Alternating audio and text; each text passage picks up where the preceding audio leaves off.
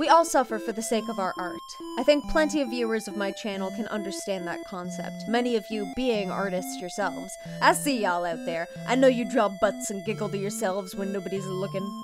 Even those who don't identify as artists outright probably do create things to some degree. It's practically a part of human nature, to make something new or make something with your own unique touch, usually in place of something we've destroyed, but still. Whether it be writing fan fiction for your favorite fan-made alternate universe Roblox ARG spin-off game, crocheting a swaddling blanket for your newborn nephew, whittling wood down into an ironic dildo, or even just building a car from scratch. I say just, like building a car isn't an amazing feat in and of itself. If ever there were something to unite all humans, it could be our want to make things. We love finding two sticks, tying them together and making up a new name for it, and then being angry that somebody on the other side of the planet came up with it first. Hell, you could chew hops and ferment them in your own spit for 50 years, and someone will probably want to try some. Put a label on it and you got yourself a product. The point is, artists, and sometimes non-artists alike, can understand the concept of suffering for the sake of your own art. People are willing to subject themselves to pain or strain, both mental and physical, and sometimes emotional, if only that means their creation turns out as intended. In some instances, we're even willing to do it for free if we're passionate enough about it. This isn't an invitation for you to ask for artists to do your passions for free, and if you read it that way, go step on a Lego, you're part of the problem. We support our artistic vices like a drug addiction. Forget this mentality of, it's good enough. We want to dive straight into idealized perfection, and if that means paper cuts, slices, or splinters, our fingers and hands will suffer the brunt for the sake of art. If that means staying up for hours upon hours and forgetting to eat, it may not be healthy, but you know some artists have done it. Truly, sometimes the desire to take what we've created in our minds and translate it into reality is so strong that we are willing to sacrifice our own well-being, often only in exchange for small steps towards that end goal. Now imagine not only if you could make your art in relatively short periods of time, but you could also make a pretty alright living off of the income. That is what we'll be talking about today. Someone who was able to make a lucrative living off of their art, but whose physical symptoms from its creation ultimately became too much to bear, and I don't know, somebody's probably gonna want to argue the definition of art based on this too. Today we'll be talking about the process of suffering for your suffering for your art jars, fart jars. We're talking about fart jars.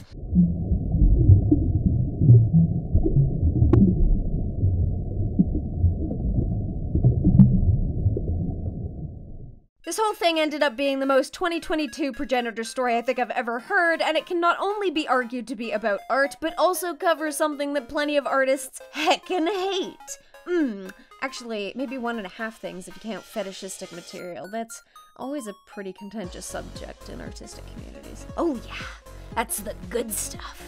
Well, have you ever heard of a woman by the name of Stephanie Matto? If you're like me and you're damn near completely disconnected from reality television stars, you might be asking, who? Fair enough. Stephanie Matto is an influencer and reality TV star who first appeared on, I guess what could be considered a series subset of 90 Day Fiancé? Yeah, apparently there's a couple of these. I don't really know the difference. I don't watch reality TV, but I did check out some clips from the episode she appeared in just for the sake of context. So Stephanie was a part of what I think was the first same-sex relationship portrayed on the show. She traveled from New York to Australia to potentially marry her girlfriend, Erica, should things go well. But, you know, it's a reality TV show where you decide if you're gonna marry someone in 3 months, where all of your attempts to connect to the person are criticized, scrutinized, and monitored by a camera crew like you're a new aquarium exhibit. I don't think things went well. Stephanie wasn't willing to come out as being attracted to the ladies and dudes to her mother. Feel like having a traditional wedding in that regard without telling the bride's mom that there's actually 2 brides would be difficult. I should also mention that I don't tend to believe anything that goes on in reality TV shows as being genuine human interactions, because I'm very much aware that the directors and producers or whatever will request people act a certain way for the sake of drama. Y'all could probably guess why manufactured drama content isn't something I'd feel compelled to watch. So I'm watching the clips while I'm writing this, and Stephanie basically said that the 2 of them are done. She's unwilling to come out to her mother as dating a woman, which is ridiculous in hindsight because her mom definitely saw this episode, and Erica doesn't want to feel like a dirty little secret. Understandable. Stephanie says that they can't progress past issues of jealousy and insecurity, which I feel like it says a lot that Stephanie didn't feel confident enough to come out to her mother, but then also obsessed over whether Erica boinked half of her friend group. Any insecurities and jealousy were probably just had by Stephanie.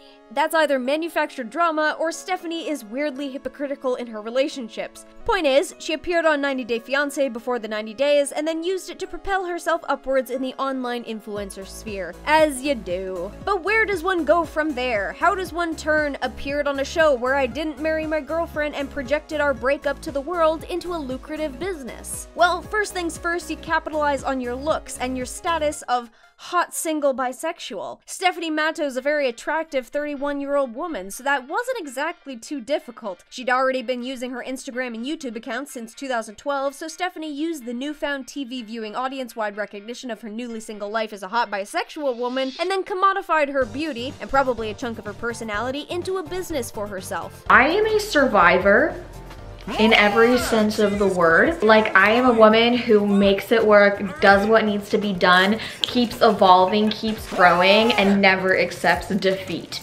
Get it, girl. Probably a good thing that happened, though. I'm not entirely sure that Stephanie had enough ideas for recurring content to thrive without that extra push. She had hit 100,000 subscribers on YouTube in 2015, and it sort of seems like she'd been able to maintain a fairly steady growth, though I don't know if that's from regular content or just spikes in cultural recognition because people are talking about her. Free publicity! She tried the whole Instagram page for my pug thing in 2015, which just seemed fad-centric. Over on YouTube, she would do some general thought vlogs, some get ready with me's, makeup challenges, shopping hauls, and assorted vloggy beauty content. I don't know, I don't really run in these circles, so I have difficulty differentiating between content that's popular because of the thoughts offered or things that it teaches versus popular because hot. On the bright side, I think that worked out for her pretty well.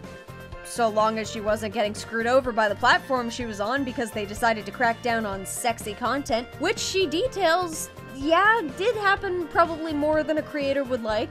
And so when YouTube revenue dried up, I went over to Patreon, and then Patreon implemented new, more strict rules and guidelines for creators. So then I moved over to OnlyFans, and I kind of knew that eventually this was gonna happen with OnlyFans as well. Her more recent endeavors include the creation of an Instagram-esque social media platform she calls Unfiltered, apparently made because Instagram is cracking down too hard on quote-unquote sexy content. She encourages other influencers who don't want to be struck down for similar sexy content to join the site. Apparently, it's also quite similar to OnlyFans in that you can pay for specific posts, content, or direct one-on-one interactions with a creator. There also seems to be a general sign-up fee to see content overall, again, much like OnlyFans, although there was one little note about how it worked that weirded me out. Okay, hi. Editing B here. So at this point in my script, it cites 1 minute and 40 seconds to 2 minutes and 4 seconds in Stephanie Matto's video, The Truth About My Relationship, Going on 90 Days Single Life. But as my frustrated self has just discovered, not only did I not download that video when I wrote the script, Stephanie also seems to have since deleted it. And given the very thing I'm going to talk about from that video and what it implies, I'm kinda not surprised. So since Stephanie's video is no longer accessible, I'm just gonna tell you what it said. Basically, Stephanie was detailing a new website that she had created and how it was like OnlyFans and Instagram, but it wouldn't impede creators who wanted to make content on the more scandalous end of the spectrum. She spoke about how, in order to join the site presently, you had to be invited by another creator, and then went on to detail what I'm sure she thought sounded like a good incentive to get other people to join. Stephanie explained that for every person joining underneath you, you, as the person who invited them to the site, end up gaining a percentage of the earnings of everyone you get to join. That's the gist. Huh. So, if you're a creator referred to the site by another creator, by default, some of your earnings are going to go to them, and there then becomes incentive to collect more influencers underneath you to then refer to the site to make up that difference. and depending on how active the people you invite are, you might need more than one new sign-up under you to recover those losses. Oh, and this service is invite-only, as in you can't join without joining under someone and immediately giving them some of your profits. And I'm going to guess that Stephanie Matto here is at the top of that because, I mean, it's not like someone can invite her to her own platform. So by default, you make 5% of the earnings of everyone you invite. Let's see. Invite sample, 5 people. We'll say they each produce $25 worth of content in a month. 5% of 25 is 1.25, so that's $6.25. Over the course of a year, that's $75. Let's be generous and increase that sample size to 20. So let's pretend that Stephanie Matto has 20 sexy influencer friends willing to join this service. Each of them produces $25 worth of content for a month. Well, that actually evenly comes out to $25 for Stephanie. What if they produce $100 of content a month, being sexy influencers and all of a sudden that 5% cut bumps you up to a clean $100 a month. And that's just when referring to creators, because you also get 1% of all sales for life for any members you recommend joining the site. And like, how does that even work? How many of those suckers can you get underneath you? Oh, and does that stack? Like, the percentage that the people under you are earning from the people under them, does that then compound and add on to the amount you earn from their revenue? So let's say Creator A gets their friend Creator X to join the site. Creator X produces $100 worth of content, so 5% of that goes to Creator A, who, for the sake of simplicity, also produced $100 worth of content. So now Creator A's earnings are $105. If Creator A joined under you, Creator Matto, would the income you receive from that creator change from an additional $5 to an additional 5.25? Weird. I have a sneaking suspicion Stephanie might get into a little trouble for something like this down the line, and not just because it sounds like you're basically stacking creators up underneath you and skimming off their revenue in the same vein that OnlyFans otherwise would have, but also maybe because there's a term for what that sounds like, and it ain't generally a term you want attributed to your service, so... God, that would suck so much harder if you were a creator she personally invited and therein you probably trusted her. I feel bad for those guys if this goes the way I think that it will, because if they hear those terms and join thinking that it isn't a scam, boy, they're in denial. Like, damn, I know it hasn't happened yet, but if it does, way to vaporize all your bridges, Matto. So, my tip, if you're going to join Unfiltered, don't do so at someone else's request, because they will take some of your earnings, despite doing fuck all except suggesting you use the website. You know, it's descriptions like that which make me think, that's a little fishy. Somebody should probably look into that. Could you imagine what the terms of service agreement probably look like? Funny enough, that's gonna turn into a thing later. Someone making money by doing fuck all and me potentially wondering how it's not considered a scam. I don't think Stephanie Matto advertises her OnlyFans account anymore. I mean, yeah, that tracks. Why would you bother when you've already made the OnlyFans Instagram surrogate platform, child? Works for me. There's no way I was gonna make an OnlyFans account to look at her content. Sorry, guys. Oh yeah, and I'm not doing it for her personal potential platform either. May as well call it her own personal piggy bank factory. Apparently, there are also videos online of her making her lucrative art we're gonna be talking about, but yeah, it's gonna be really obvious why I don't look into those in a minute. It's not like we're talking about speed paints here. Okay, so at some point I assume someone approached Stephanie in DMs and asked if she would be willing to make a little extra cash. I assume this happened to Stephanie because it also happened to my brother, except for him it was socks. Could be worse depending on how you feel about it. Point is, Stephanie eventually came to the realization that one's very own body can be the instrument through which your art is created. Plebeians might chime in, oh, but of course, how else would one hold a pencil or a paintbrush? Bold of you to assume Stephanie's elevated art form would require such antiquated tools. All you need is the swish of your own free form. What moisture is really needed outside of the sweat that permeates your own brow? Throw out those hundreds of dollars in art supplies and trade them in for hundreds of dollars worth of bean burritos, because your new lucrative art form manifests as a sphincter symphony, a booty byproduct, an anal artifact. Welcome to the wide fetishistic world of rectal retail. So yeah, Stephanie realized she could fart in a jar and people would buy it. Nope. not being facetious or exaggerating. That's literally what she did and what people bought. Jarred farts, ranging from what I assume was maybe like early pricing of $100 all the way up to the inflated holiday prices of $500 or $1,000. This wasn't even one person asking either. I mean, one person, sure, maybe it's a weird request. You evaluate its worth based on your finances and you move on. But apparently this was multiple people requesting what must have been some sort of variation of fart on my face. The request was popular enough in DMs alone that Stephanie was able to make a whole career move centered around it. Incidentally, that just makes me curious as to whether that market already weirdly existed for Stephanie's content, or if she was producing content that specifically appealed to that demographic, or maybe that's just a way more common of a kink than one would have guessed? Was this a COVID thing? Do people miss social interaction in the form of missing smells? Or is there like a specific appeal in the olfactory composition of a certain creator's butt puffs? Couldn't tell ya. This apparent market was, in fact, so lucrative that over the course of a few months, Matto was able to make over $100,000 just from selling her pre-packaged poop fruits. Good on her for not kink shaming too, although let's be real, I think if a lot of people realize they can make $100,000 in a few months from farting, magically those concrete values become a little wobbly in the knees and obscure kink content is suddenly favorable. I didn't know that money was grease, but you really do be hearing those wheels squeaking when it comes around. And I guess,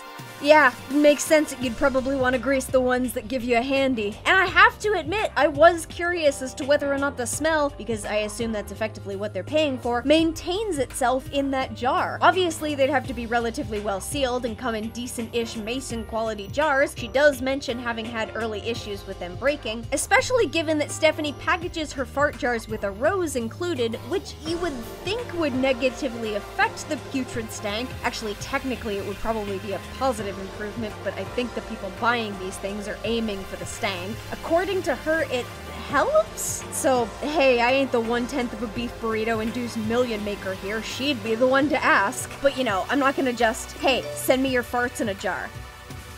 No pay.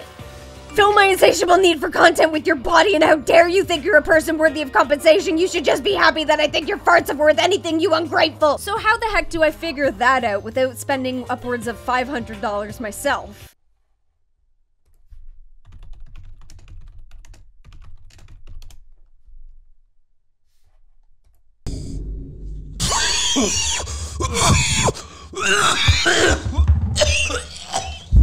I went too hard.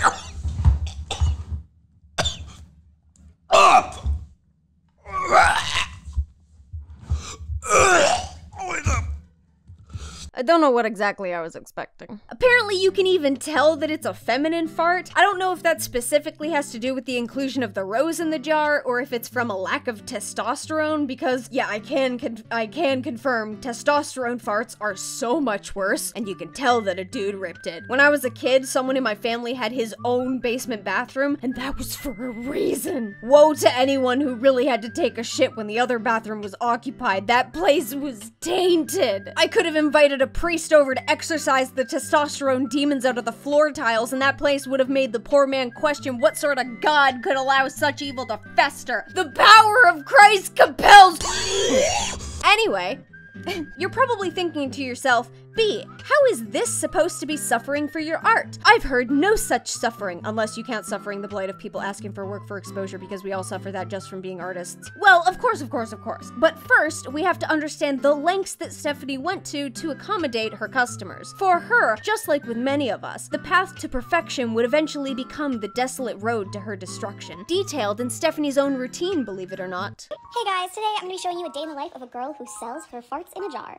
So I like to get things rolling with some beans, a protein muffin, sometimes even a yogurt, less sugar is better, some hard-boiled eggs, and today I decided I was going to make myself a protein shake with some yogurt added to it, and oh, I was feeling it for sure. While I wait for those farts to develop, I like to read. I'm very smart, love to read, and then after I'm ready to go, I go ahead and, you know, do my work, do my job. I don't need to show you that, guys, but I like to add in little flower petals. I feel like they attach the scent and make it last longer, and when I'm finally finished with my jar, I like to leave a personalized note. I want to thank you so much, the 97 people who've already purchased their jar of farts, and as you know, they're on sale right now, 50% off with $1,000, so go to my Unfiltered and check it. Indeed, 'twas overusage of her plumbing and sewage, my impatient little Watsons. For what worse outcome could there be for an artist than to suddenly have their tools be something they are almost completely incapable of utilizing? I'm including your eyes as being a general possible part of your tool set that you utilize, you fucking smartasses. I see you starting those comments. But what if I go blind and I'ma smack you?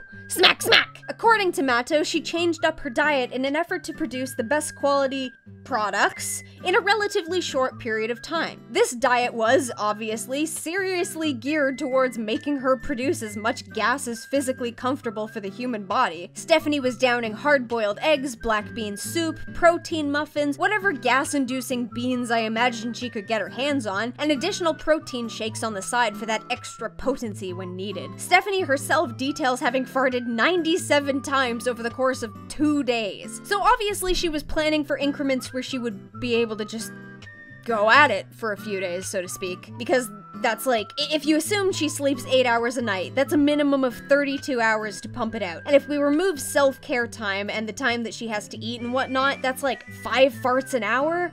What are we going for, like, full clean rips here? Jesus. And guaranteed she was losing some of that profit in her sleep. Just imagine Stephanie scaring herself awake by farting at night, but instead of being spooked like a dog, she gets a pang for every dollar she just vaporized. Every time this woman accidentally Dutch ovens her partner, she loses half $1,000. Sounds stressful. Unfortunately for Stephanie, seemingly only a few months into milking this fresh new business teat, she was blindsided by a new problem. That being that her diet, composed specifically to give her constant uncomfortable gas, then went on to cause extremely uncomfortable bouts of horrible gas.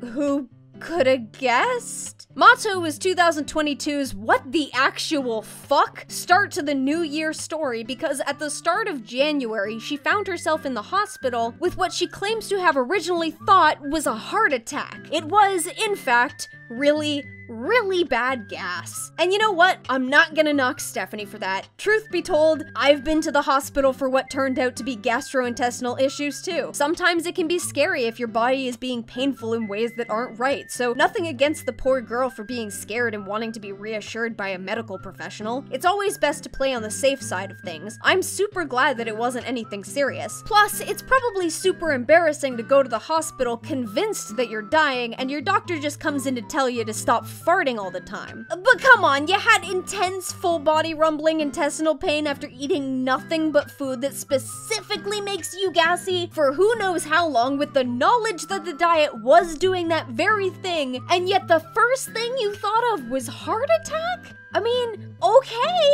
Stephanie was thankfully informed that she basically just had to ditch the diet, go back to how she'd been eating normally, and take some anti-gas medication. That last one obviously being the clincher into her not really being able to do this so much anymore. Otherwise, she was perfectly fine. Well, that sucks. Now she's basically got a medical reason to let her newly minted business fall to the wayside, presumably before it had the chance to really spread its wings, but obviously not before proving its profitability.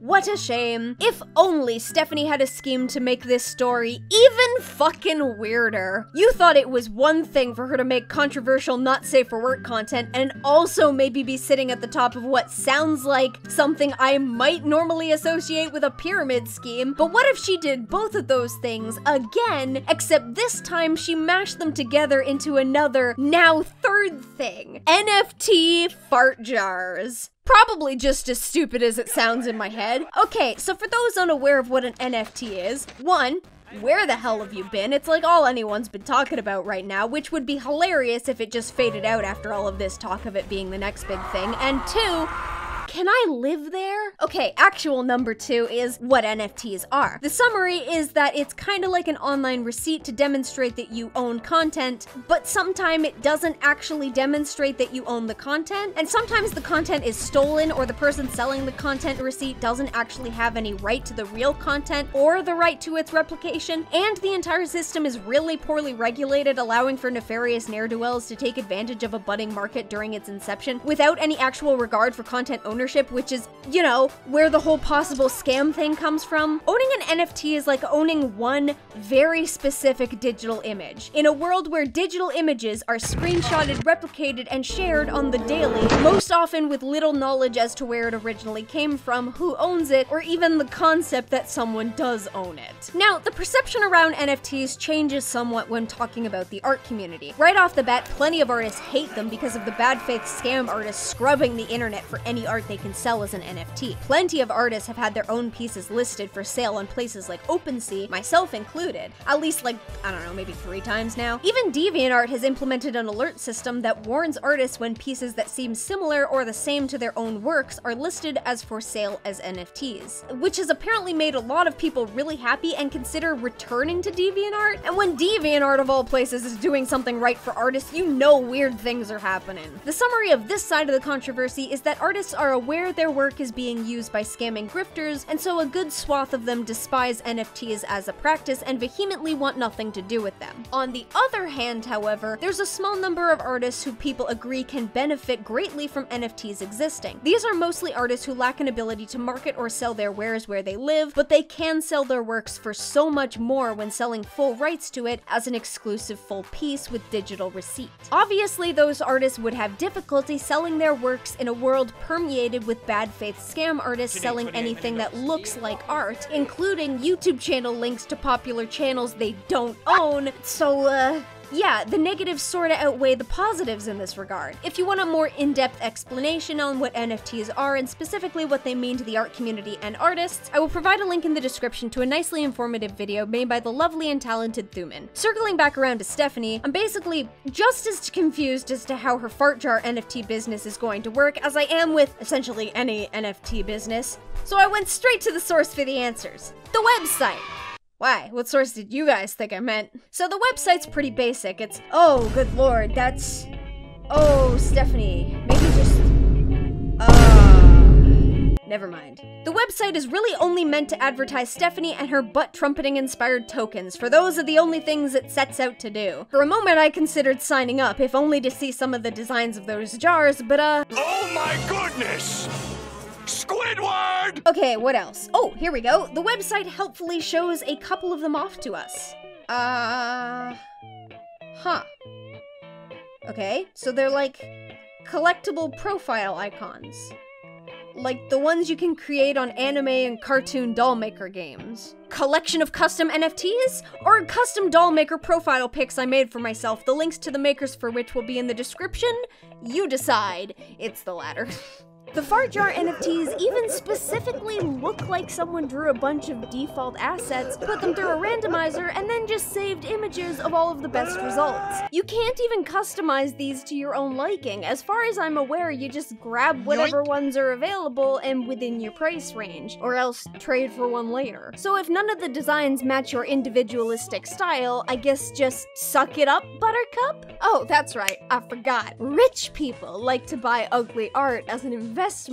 Got it. Let me know how much you sell it for in 2 years after Stephanie Monto's been cancelled for gaslighting and gatekeeping all of her fans to complete the Girl Boss trilogy. Trying to apply some sort of, I don't know, logical reasoning to these purchases, I would imagine a lot of the appeal from these NFTs specifically comes from what owning one of them gives you in addition to the NFT image. According to the website, owning one of these gives you 4 benefits, not just the one. Apparently you get access to Steph. That sounds like something that's gonna be a problem at some point. Each token holder will be given access to a private Discord channel with Steph. Some of you may want to be able to communicate with her in an intimate setting, whilst others may have questions about becoming entrepreneurs yourself. God, Steph can only hope. It's like, oh, you paid me, so now you have access to my time and social emotional energy? Sounds like a nightmare. Zoom meetings with Steph. Isn't that just part 1 with extra steps? The collector with the most fart jar NFTs 1 week after launch will have the opportunity to spend 30 minutes in a Zoom call with Stephanie. Oh,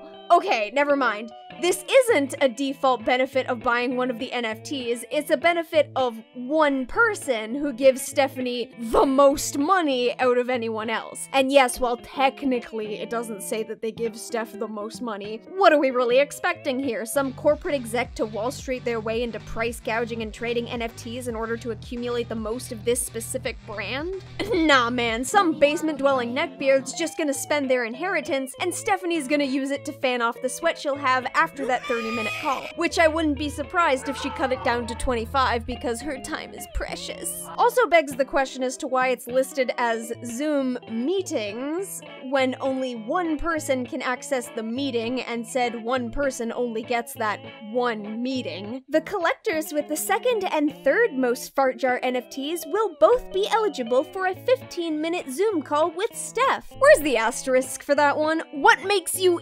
ineligible? Show me the terms of service. Actually, do you even get a TOS when buying an NFT? A contract? Is there like anything legally compelling Stephanie into upholding these conditions? Watch how nobody collected these benefits because everybody only bought like 1 or 2 NFT jars, and so there's a fuck ton of ties for most NFT fart jar holder. Mentor program. What? But you just become a girl boss with access to a private group with Steph where you can be mentored on how to build a brand, become a content creator, and become a fartrepreneur. This was also listed as part of the first benefit, that you could ask Steph questions regarding the business because you'd be a part of a Discord server with direct access, specifically with regards to starting one yourself. So instead of giving them the same benefit but with extra steps, you're just promising that you'll actually provide the advice you said people would be able to get upon purchase. Shouldn't that already be promised? Because of purchase? Bruh, if my opinion regarding Stephanie Matto's business ventures wasn't plainly obvious by this point, this sounds like a scam. She even uses girl boss unironically. I can't with this woman. Profile picture and community. Yeah, basically, you can use it as a profile picture, which then tells the fart jar community that you bought it. No duh. That's literally the first thing you assume you can do with these things. Why is this listed as an additional benefit? So the only actual real benefits that the everyday owner of one of these NFTs would get is the ability to use it as a profile picture and access to a Discord server with every other person who bought an NFT in the hopes of getting into contact with Stephanie. Sounds romantic and exclusive, yes sir. For as long as I can remember, it has been assumed that girls don't poop, and girls most certainly don't fart. Today, we are changing the narrative on what women can and can't do, and on what women should and shouldn't do. Fart jars are all about taking ownership of your body, your inner worth, and an added whiff of creative genius. Ah, see? Even Stephanie herself will tell you she's basically making high-end art here, guys. Making a statement and an impact is not about pushing a fart, it's about pushing yourself to do anything you set your mind to. Fart jars are a symbol of feminine power, hope, joy, and lightheartedness in even the darkest of times. Keep calm and fart on! Wow, she even sounds like a grifter. Okay. Boy, this baby can hold so much feminine power. Stephanie's damn near on the verge of marketing her farts as pure love in a jar. Disclaimer, gimme! By purchasing an NFT fart jar, you are purchasing a unique digital asset. This is yours to own, redeem, or sell on the secondary market. If you are buying as an investment, as with all investing, its value can go down as well as up. The tax treatment of your investment will depend on many factors, including where in the world you live. Full House Studio have no liability for any losses, and if unsure about investing in an NFT, you should seek independent financial advice. If you are buying for fun, fetish, or as a super fan of Stephanie Matto, enjoy! That wasn't nearly as informative as I was hoping. I guess outside of directly mentioning the NFT studio helping Stephanie make all of these things, that being Full House. So obviously I then glanced over Full House Studios' Twitter. They advertise themselves as a company that connects creators to their audience through the creation and sale of NFTs. But the Fart Jar project has so far been their first venue. So nothing really to showcase or disprove that they may or may not be just as potentially scamish supporting as Stephanie may or may not be, but who is is keeping track? Actually,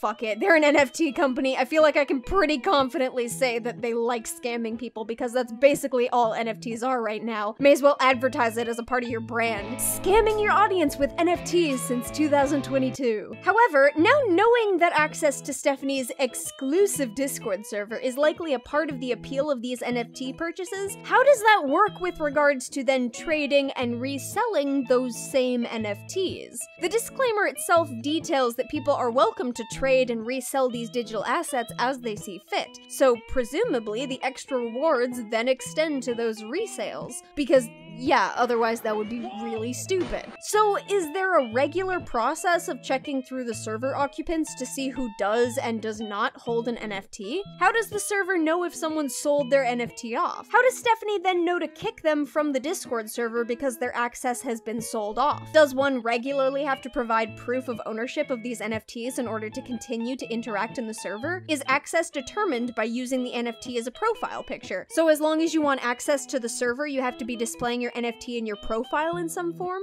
Does Stephanie just have a constantly updating list of everyone who owns her NFTs? How does she then connect those names to the accounts on her Discord server? Given that one of the benefits of buying these digital goods was the promise of direct, time-determined interaction with Steph, provided the person in question had purchased enough content to win this benefit, wouldn't there be an expectation of a lot of buying, trading, and selling of these assets? You know, provided you were either genuinely of the belief that digital icons of gaseous jars are going to significantly appreciate or depreciate in value minutes after purchase, or you're Stephanie in Full House and you're just promoting the narrative for the sake of the grift. How does Stephanie then keep track of all of that trading and keep only those currently in possession of the NFT in the server? Does she just have server moderators constantly checking blockchain ownership? Can a person have access to the server for only a few minutes while they are in possession of a currently being traded NFT asset?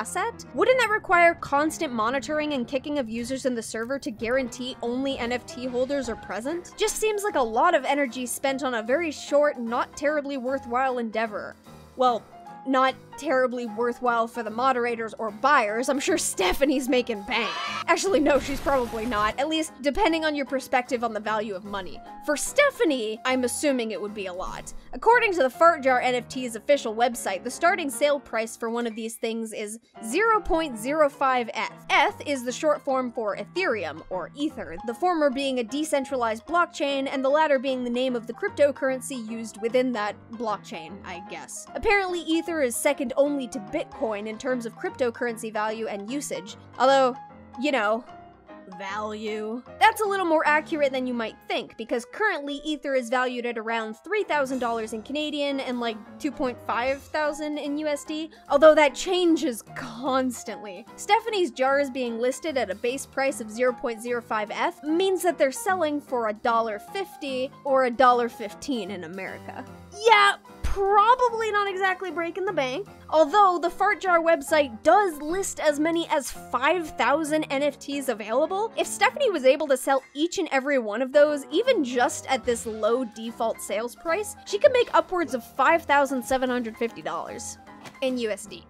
Assuming Ether doesn't fluctuate in price, which it definitely will. And that's assuming everything sold, but also assuming that everything only sells for the default base amount, which is probably unlikely given that I think a lot, if not all of these, have gone up for auction, which means that depending on how active and interested Stephanie's fanbase is in the prospect of NFTs, that price could, again, go up. So on the one hand, she could sell one NFT jar for $1.15. Maybe that one wasn't a super interesting design, I don't know. Or she could manage to get like $3,000 for one if the auction price managed to get up to a whole Ether. Fair bit of range if you assume that. Could go from 5.5k to 12.5k if all 5,000 jars sold for a whole Ether. I assume that didn't happen because I don't know if there's 5,000 people who would spend $2,500 on a profile picture of gas in a jar, but you know what? People buy things I think are dumb all the time. Who am I to determine what stupid thing people will spend their money on next? I mean, Supreme is a brand that exists. So, number-wise, the low end of those estimates is not exactly stellar, but like, that's still pretty good for the work I imagine Stephanie put into this. Like, she didn't make those NFTs, I think we all know that. I'm sure we would have heard if Stephanie was an artist before this point. So the most Matto is doing is promoting and directly attaching her brand to them, as well as providing potential additional benefits after the fact. Not sure why some of these are marketed as rare though. You would think there's one of each design, right? So wouldn't each of them have like the same rarity as every other one? Wouldn't desirability beyond that point come from someone's personal aesthetic choices? That's like when a company tries to sell you something as iconic and it's a new product. Like, why are we trusting the advertising party to tell the truth about the marketability and desirability of their product? For the first time ever, an NFT project is giving the people what they want. Fart jars. Combine this with the deflationary mechanics, real-life redeemable items, and utility in the form of access to fart jar extraordinaire Stephanie Matto via a private Discord channel for all holders. We are certain fart jars will blow you away. What the actual hell are deflationary mechanics? The functional and technical aspects of things pertaining to deflation? Like, this is not a thing. This is NFT technical word salad, because otherwise, this is essentially just Stephanie detailing how the value of her NFTs are likely going to deflate over time. Is that how they get around the scam thing? Legally? Wow, sneaky. Although I would like to point out that they also list real-life redeemable items, which also just seems like words specifically meant to make you think that you are getting a benefit of additional value. This wording specifically sounds like you're getting something physical, which you definitely ain't. I don't know, or maybe it's just that people are too naive to read that and not think it sounds dumb. But Stephanie is the pure queen! She would never scam me! Slutty kitty lover 1986! I'ma be real with you guys, pretty sure Stephanie could still produce her real-life fart jars. Like, I don't have one serious bowel movement and suddenly I can't fart anymore. Why couldn't she just take a break for a while and then return with only limited stock available? She totally could, and I think she totally is. She's probably just sick of it and wanted to expand the business without harming her physical health, which is completely fair, all things considered. Ideally, someone should be allowed the time to step away from work or play if it's something that causes discomfort. No one should be forced through pain and tears to create and give another person a luxury item at the expense of that creator's health. It's just probably a little easier to do that if it's something like, stop making yourself fart over, you know, carpal tunnel or something of the like. Plus, I imagine the stomach gurgles are a bitch to deal with, maybe even akin to period cramps, and who wants to suffer that on a daily basis? And let's be real, I don't think Stephanie is as incentivized to continue with her product so much as the people who order it might be. Call it a hunch. But I feel like someone who doesn't necessarily have that kink is eventually going to move on to other endeavors when given the financial opportunity. And Stephanie clearly has financial opportunity of the ample variety. They're creations that she was asked to make, they've more than paid for themselves, and it's something that she can move on from, no harm, no foul, so to speak. Actually, that's like the same with digital artists, right? We may not be incentivized to draw a thing, maybe a kink thing, but you pay for it and we'll provide for as long as we retain interest in the deal. Otherwise, we move on to other creations that we have more of a financial or personal reason to complete. Yeah, that's right, I'm still relating it to art. I am milking the absurdity of that title, thank you very much. I think a lot of us are also aware that NFTs probably aren't gonna stick around with the same sort of cultural punch-to-the-gut impact as we're seeing now. They'll still be a thing, sure, but eventually this market bubble's gonna burst. Anyone who knows about the 90s comic speculator bubble probably knows exactly where I'm coming from on this. Once everyone realizes these collectibles aren't actually going to appreciate in value because the market is being flooded with them on a daily basis, ruining image and destroying market trade, they'll quickly lose a lot of their staying power. But we know Stephanie now. She's a businesswoman. She's not gonna be bogged down by petty things like her scam not being as lucrative as it once was. Chances are Stephanie's got a completely different get-rich-quick scheme lined up to fill her pockets once this NFT craze dies down. She's probably even working on it right now. So, you know, good luck to her on that. I guess. Hope whoever bought one of these things is happy with their purchase. Doesn't fit my personal taste, but hey, I've got bones in my room. I'm sure that doesn't fit to the tastes of others either. However, if it's art and pretty colors you're looking for and you want something that people can appreciate, might I suggest an original character? Because hot damn, if some artists don't create some absolutely lovely colorful art of my original characters, shall we enjoy some of them? Like the vibrant colors provided by Phoenix Draws 04 in their piece, Small, Large, and Totally Not on a Box, listen. They're so small! Also, Fiend, you're such a good boy. I heard you. I'm not small. You are small. Sorry. Also, videos to edit. Listen! 5'2" isn't that small. And since when did height matter on the internet? Half of y'all are freaking smaller than me! Vera Snepp nicely captures me in the midst of a scar moment in I'm Surrounded by Idiots, though I think we all have our scar moments now and again, and then at other times we all have our Ed moments. I did always enjoy the lighting in that scene. It just makes sense for Vera to pop a character in there that already matches it. Freaking nice. Switching over to a cute chibi, we have Octopus Mother by Shamanique, adorably capturing Ponder Sprocket and what looks to be a sleepy, possibly paranoid fiend. Bubbles for the background and overcast with a calming violet blue tone. I'm also noticing a fascinating little thing, that the mouth is basically made out of the same half-circle shape looped 4 times. That's some efficient shape dynamism right there. Soracone, I hope I'm saying that correctly, visits us with a little bee fan art, presumably after I've gotten my morning tea to wake up, accurately displaying me being a messy git and spilling it. Ah, you've watched my streams. Also accurately displaying how tired I always am. Ooh, the pink shading to contrast the light green tone was a really nice touch as well, almost dividing the piece in depth between the 2 colors. Bunny Jelly provides us with that much needed lovable huggable cuteness with their Ponder Sprocket piece, with Sprocket and Fiend being all, "Aw, I love you, man. I love you too, man." And of course, I love the sort of bubbly look you've given the 2 of them. Ties in well with Sprocket's little hair tuft floating above her head, and of course, it works excellently with Fiend's smooshy tentacles. So cute. For our daily dose of strong, independent woman, we have Octomama by Arizona Coffee. Look at that smile. She's brimming with confidence. Ah, I love her. With some nice orange and pink to contrast in the background, a neat little side light. That's nice. We end up with a lovely piece that really pushes Ponder into your view. Arizona Coffee's colors really make her pop. You will not ignore this lovely lady. Keeping it classy, we have Not Porn, But I Hope You Like It by Shmuel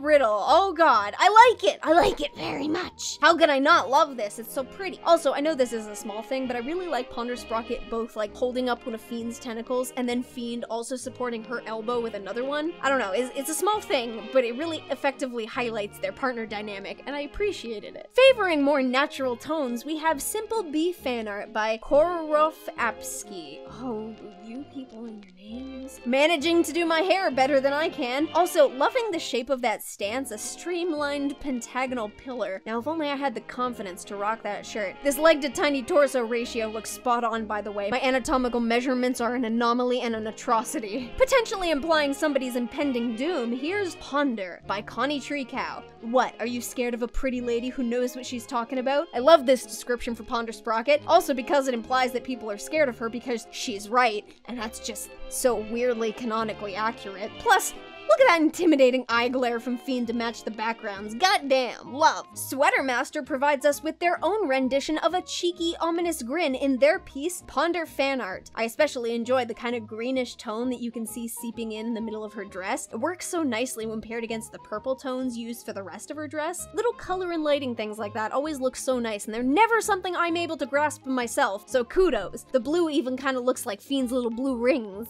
Tying the 3 together, we have A Sprocket Family by A Lovable Dork, seemingly an appropriate name given this piece, where Ponder Sprocket is picking up not only her little tectopus buddy, but myself as well. Let's be real, we all know she could do it without breaking a sweat. Drag us along for some stargazing, why not? And we'll finish things off like a 90s sitcom with Terrible Laugh Track by AJH, making it look like Ponder Sprocket is blowing raspberries into Fiend's side in the midst of a snuggle hug. Or giving him kisses, that's also very likely. Regardless, every single one of his tentacles is hugging right now. He's clearly enjoying it, whichever it is. We're even graced with this lovely work in progress sequence showing the piece go from sketch to finished product. Such process, much beauty. quality. If you like any of these pieces or want to see some more from these artists, please don't hesitate to show them some love through the links that I have provided for you down in the description. While you're down there, you may also want to send some love to today's editors, who I'm sure have filled their quota of making fun of me at least once in this video. Praise them accordingly. My links are also down there if you're so inclined. And with that, okay, seriously, wouldn't the inclusion of the rose to suck up the smell by default change the nature of the smell? Like, is purity not a valued commodity in that regard? Why am I asking these questions?